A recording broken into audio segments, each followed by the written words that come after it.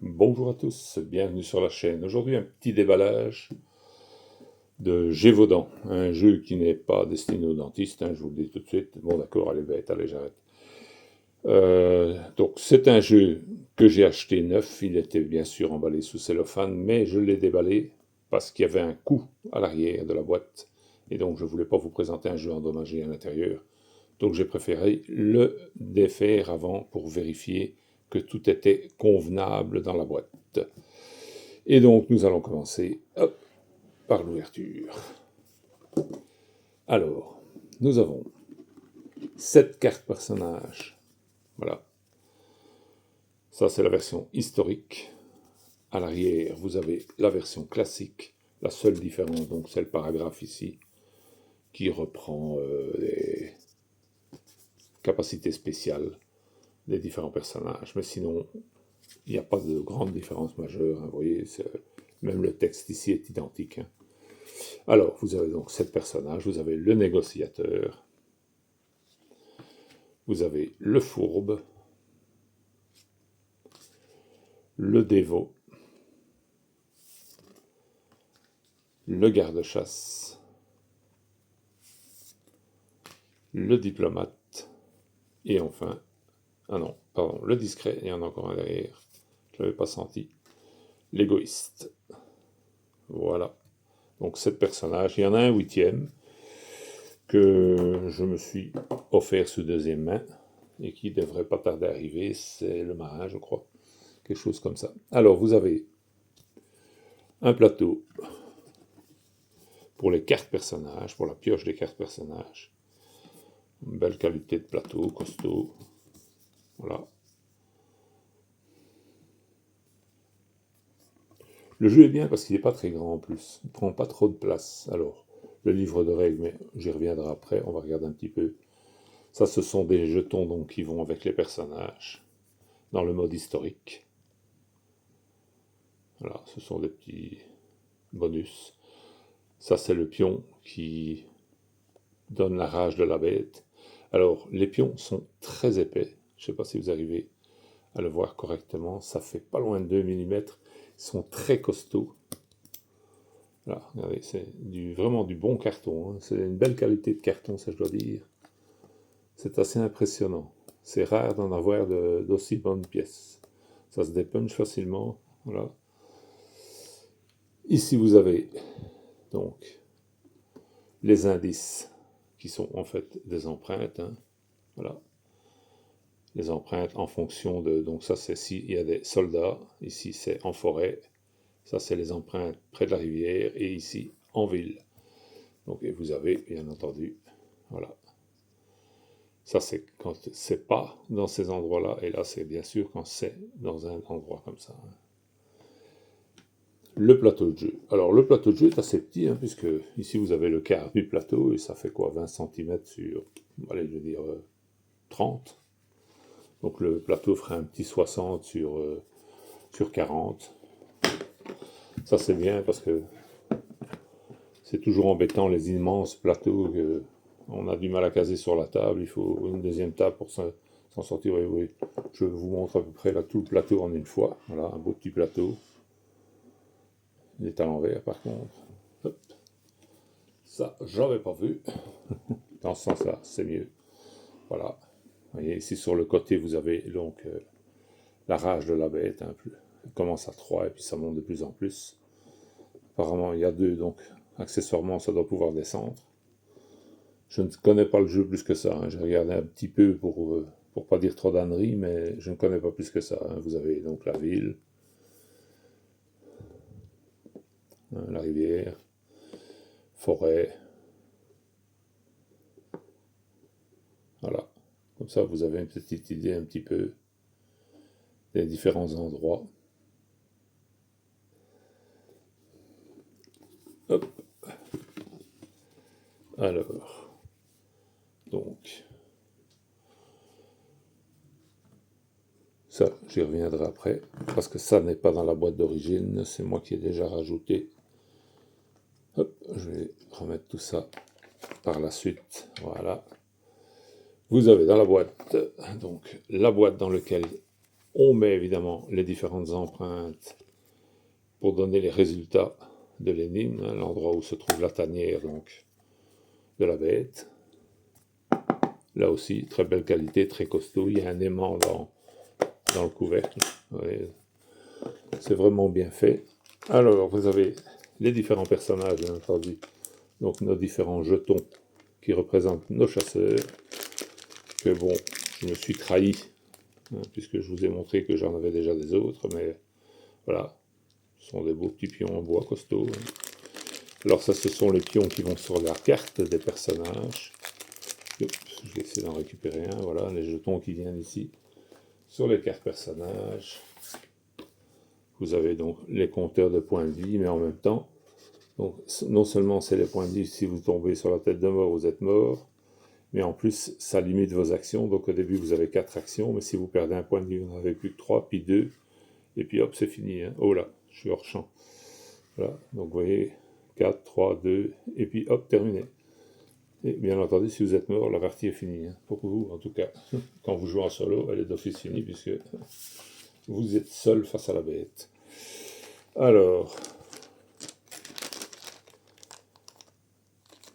hop, on va remettre ça en place. Voilà. Ici, vous avez donc les jetons pour le mode historique. Voilà, c'est pour les différencier des autres. À la limite, avec les autres, il y avait assez, ils ont fait une double paire de jetons. Voilà, ça, ce sont des jetons classiques pour le mode classique. Et peut-être aussi pour l'historique d'ailleurs. Après, vous avez hop, la bête qui vous est fournie et le dé de déplacement. Voilà, et ça, c'est son dé de déplacement, un très gros dé en bois.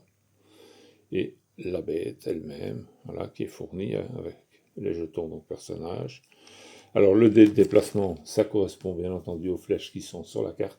Et quand vous lancez le dé, la bête démarre, en mettant que vous auriez fait le gris, la bête démarre hors du plateau, et elle part donc, elle fait son mouvement en suivant les flèches grises, si c'est sur gris, en suivant la flèche noire, si c'est sur noir, pardon, ici, voilà, et blanc si c'est sur blanc.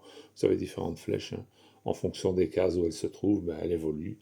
Et en passant à côté, bien entendu, d'un chasseur, ben, elle le blesse si elle passe sur la case où il se trouve. Hein. Voilà, donc ça c'est le système de déplacement de la bête. Après, vous avez les cartes. Alors ici, vous avez les cartes pense-bête. Voilà, qui vous permettent donc de vous rappeler ce que vous avez vu, et quand vous avez des certitudes sur certaines choses, par exemple, vous êtes sûr qu'elle n'est pas dans une forêt, ben, vous mettez votre pense-bête forêt, vous défaussez l'autre, vous savez que la bête est dans une forêt, vous voyez. Ça vous aide à ça, parce que bien entendu, comme vous devez retenir 4 emplacements et qu'il y a plusieurs possibilités à chaque fois, ben, on a intérêt à avoir de temps en temps un petit pense-bête. Hein. Alors ici, vous avez les cartes personnages, donc dans le mode historique, qui viennent vous aider en fait, et qui vous rajoutent des bonus d'action. Voilà.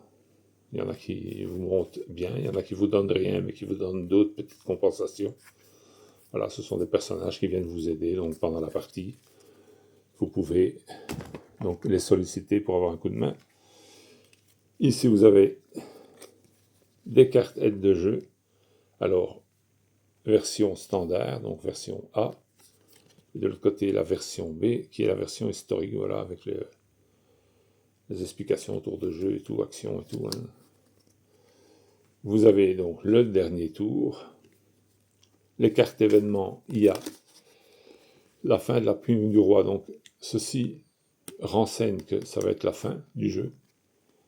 Et c'est ce qui fait qu'il y a un solo, parce que vous avez un timing dans, par exemple, allez, dans Cluedo, vous n'avez pas de solo. Pourquoi? Parce qu'il n'y a pas de timing, donc vous avez le temps que vous voulez pour résoudre le truc. Donc, alors là-dedans, vous avez donc ces cartes événements. Parfois, vous avez un événement. Parfois, vous avez hop, une battue ou les cartes de férocité, donc qui augmentent la férocité de la bête. Donc, elle se déplace davantage et potentiellement, elle cause plus de ravages. Voilà, donc ça, c'est prévu comme ça dans le jeu.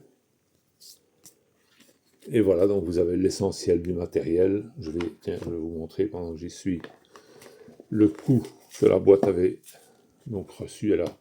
Elle avait reçu un méchant coup sur l'arrière, vous voyez, ici au-dessus. Elle était vraiment défoncée, le morceau était vraiment enfoncé. J'ai mis un tout petit peu d'air, malheureusement, je n'avais pas tout à fait le même. Mais pour qu'on ne voie pas trop le trait blanc qu'il y avait autour. Et bien entendu, il y a de la colle pour renforcer. Et derrière, j'ai mis un bout de collant, voilà, vous voyez, pour protéger, bien entendu, le cul de la boîte. Mais vous voyez, ça n'a pas touché l'intérieur. Il n'y a rien qui a été endommagé. Donc, je suis très content de l'avoir acheté. Ça a fait une petite économie, évidemment, hein, d'avoir une boîte que j'ai quand même payé 11 € de moins que le prix normal. Donc, je suis content. Voilà. Vous savez que j'aime bien, moi, tout ce qui peut être économique. Voilà. Je vais remettre ceci. Et alors, je vais vous montrer donc les petits personnages que j'ai fait donc pour le jeu. Ce sont des personnages de la guerre d'indépendance des États-Unis. Voilà. Donc la version pour le pion rouge. Ça donne un peu plus de vie au plateau. La version pour le blanc.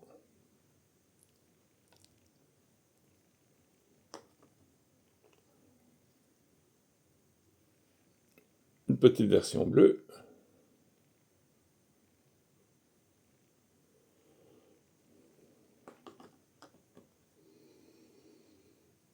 Alors, la version pour le beige.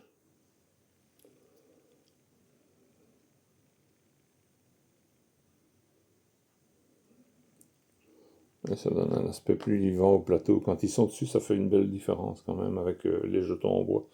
Et alors, celui-ci, normalement, il n'était pas nécessaire, mais comme j'avais 5 figurines, je l'ai fait en vert. Bah, celui qui a envie de s'amuser avec une autre couleur que la sienne, voilà, bah, il prend celui-là. Il sait que c'est le sien, c'est tout. Hein. Et enfin, la bête, que je n'ai pas peint parce qu'elle est en laiton, et que je trouvais plus sympa de la garder telle qu'elle. Voilà.